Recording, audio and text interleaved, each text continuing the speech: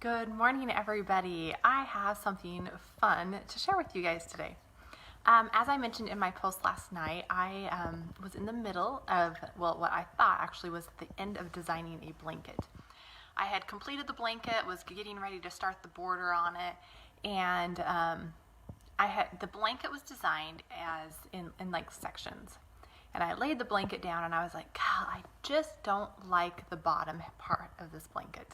I love how the top turned out, but I don't like the bottom. And as a designer, you don't want to release patterns that you just don't like, because you don't want that to be what represents your style or your basically your pattern shop.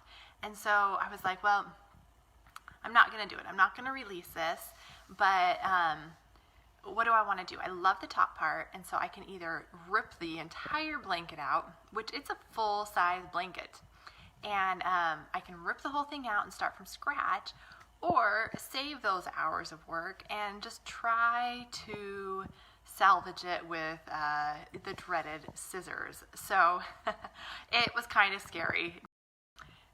When I'm looking at tearing out hours and hours of work, or trying something that might work and might not. I could have still frogged the project from the top down, but I figured, you know what, it's not going to hurt anything, because the lower part of the blanket I would have had to have probably thrown out anyways, because it was a lot of changing colors and a lot of yarn had been buried, and once you start burying the yarn, it does make it hard. So anyways, I just made up a really quick swatch last night.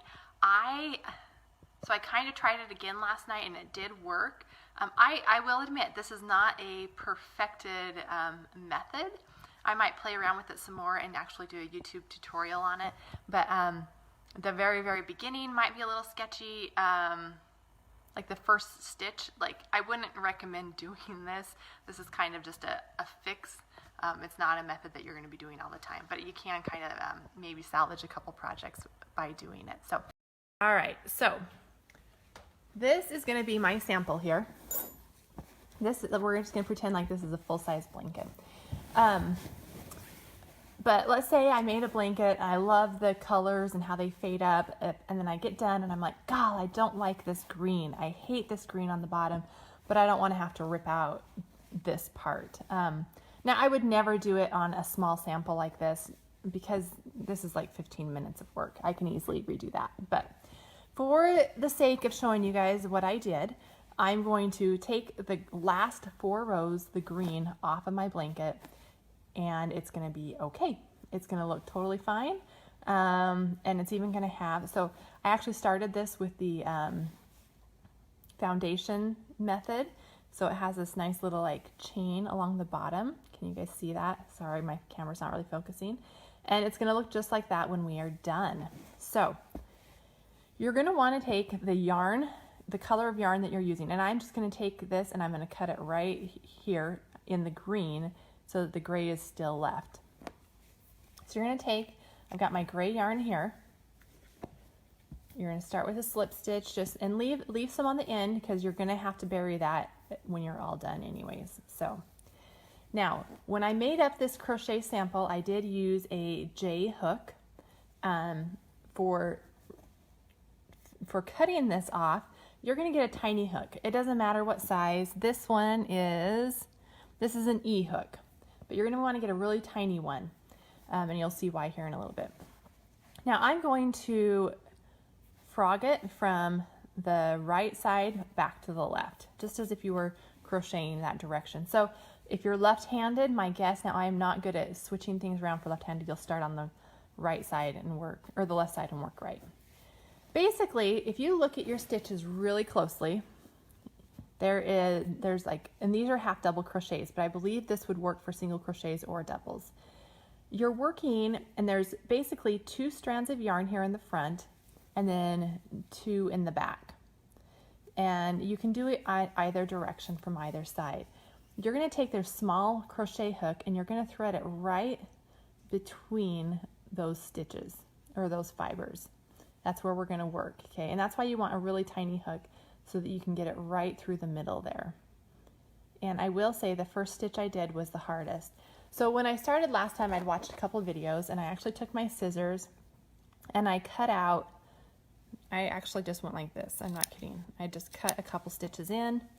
And as what the videos were saying was to take stitch markers or safety pins and loop them into these hooks so that they didn't come unraveled. Because once those start coming unraveled, you're in trouble and it's almost impossible to fix. So is what I did is for the first stitch, I just kind of started picking at it, trying to get those fibers out. And then I took my crochet hook and threaded it through there. So there's the bottom of the stitch. Can you guys see that? Now to save that stitch, you're going to want to work a slip stitch in there. So I just pulled my yarn through. And this is the part that I'm sure there's got to be a cleaner way to do this. But I'm just not sure how to actually get that joined nicer. Maybe even bringing it through. Let me try this. Let me try bringing it through this direction.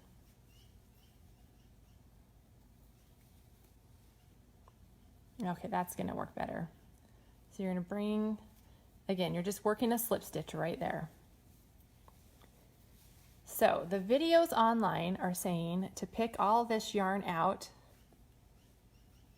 You know, it's very tedious, takes a long time to pick this yarn out, hold these stitches, and then like I said, they say to use stitch markers and hold them and then come back through later. But I started doing this all at the same time. So then see, I just grab those bottom loops and then pulled a slip stitch through again. Now when you do these slip stitches, since you're using such a small hook, you are going to want to pull that up a little bit looser. Now as you can see, this is very complicated, detailed, takes forever. If anybody knows me, I am a very impatient person. So I got tired of picking out these little threads and trying to save those loops, and I just started putting my needle through and then pulling these threads out, the loose threads, and getting rid of them. And it seemed to work. It was a lot cleaner to work. Hopefully you guys can see what I'm doing here. So then my next step was, why bother with all that, and why not just come through and work my slip stitches while it's still crocheted together. So then I came through and I started, see, I'm just grabbing the bottom of that half double crochet, working a slip stitch. Sorry, I'm off screen here. Pull that loop up a little higher. Go to your next stitch.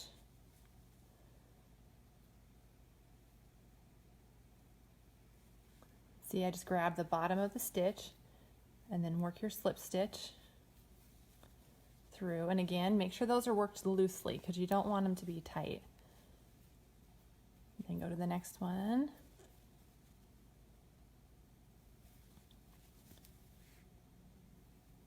Work a slip stitch.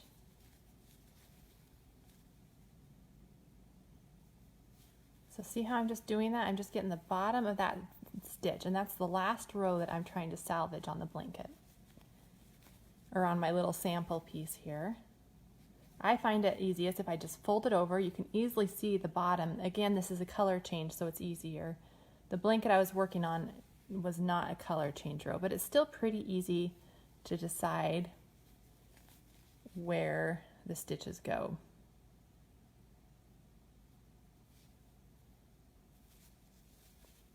Whoops, make sure you're not getting any of that green yarn because that will mess this up. But honestly, this went, once I stopped snipping the yarn and just slip stitched across the bottom of the row, this went super fast. So this little swatch here I'm working on, I believe is 20 stitches long. Again, make sure you're working these loose because you don't want to pull that bottom row super tight. So when you pull these, pull them up pretty loose.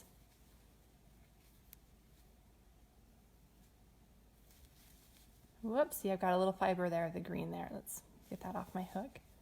You could try this with the same size of hook that you were crocheting with. Like I said, I crocheted with the J hook and I'm using an E hook for this. But I find it really easy to thread this really tiny hook through the bottom of those stitches.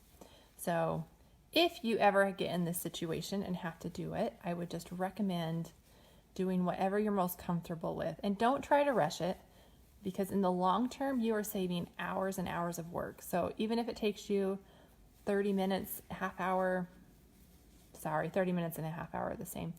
30 minutes to an hour, you're still saving probably, 12, 15 hours of work. Okay, so I'm getting to the very end here. And this is where my color changed, and I'm not really sure how that's going to turn out. So we're just going to kind of slip stitch in that turning chain just to save it, and we can change that later if we need to. And then I'm just going to work a couple chains to save this. So now you can tell I've worked just a basic slip stitch in the bottom of all of those stitches. Okay, so if you look at the back side, you can't hardly even tell what's been done. So now you can either, let's see here if I can get this, you can just start pulling these green fibers. And last night I did it from the right angle. It looks like I'm backwards tonight. Last night you can just see, start unweaving this, and I must have come from this side or been on a row that was returning, because I was able to just take this and just pull it, and it just came unraveled and it was perfect. So I obviously did it backwards this time, but I believe you could probably just come through. If you pull it apart, you can see, and just snip this little section right here of the green, and it's just going to come all the way out. Make sure you don't get any of your slip stitch or the row that you're trying to salvage, because that's would put you right back to square one there. Having the different colors does make it easy to see.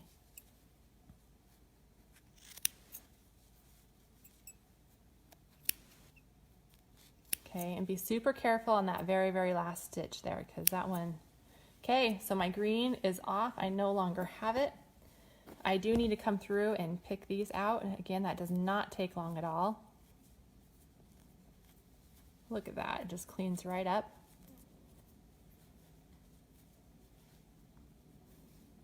And let me get rid of all this, most of it anyways, this extra yarn here. And look at that. We now have a blanket. Now it's not perfect. It does kind of have a different look on the bottom. That would be your front side right there. Again, you have a nice bottom chain, just like you did by working that foundation chain. And there you go. So it does not resolve the issue. Like if you had to, you could turn and work going back down, but then your stitches are going to be flipped, so they're not going to be going the same way. So if you had to, like say you had a section here that you took off and you wanted a different color, say I wanted to add white, I could go ahead and crochet the white and then whip stitch it together, but there would be that seam there. So so it's not a 100% fix, but I will tell you it saved me hours of work, and I was on cloud 9 when I saw how easy it was to take that bottom, I don't know, it was probably a bottom 12 inches off of my project. So I hope you guys found that interesting. It was fun, kind of one of those silly things that as a crocheter you get super excited about, that your husband kind of laughs at you when you're sitting over here giddy and giggling. So hope you guys enjoyed it.